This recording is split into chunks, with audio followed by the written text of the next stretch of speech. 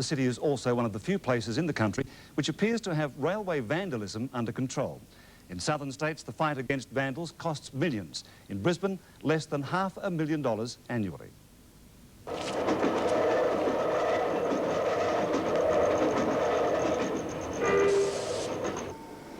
Queensland Railways mounted a three-stage attack on vandalism just before the commencement of Expo. The attack was aimed at the public, railway staff and school students.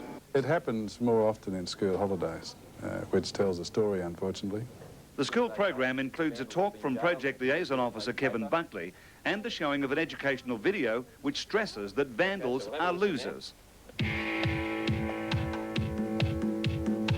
not cool. It's not cool to be a loser. The tape also poses questions about vandals which the students are invited to answer. What do you think vandals get out of what they do?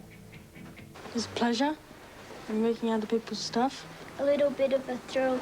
Well, that's true. That's what they get, isn't it? A criminal record.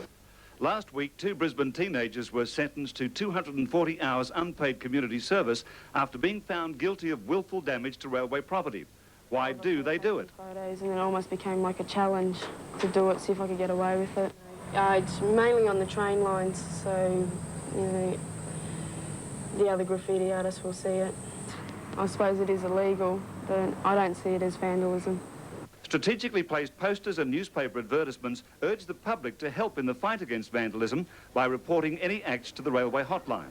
It seems Australians are no longer averse to dobbing somebody in. I think that people are getting rid of that hang-up.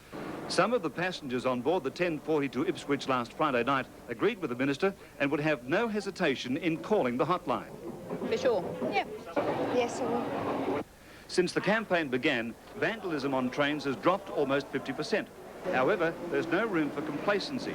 The cost of graffiti damage on railway buildings has increased, and the total bill each year still comes to almost $500,000. Nev Roberts.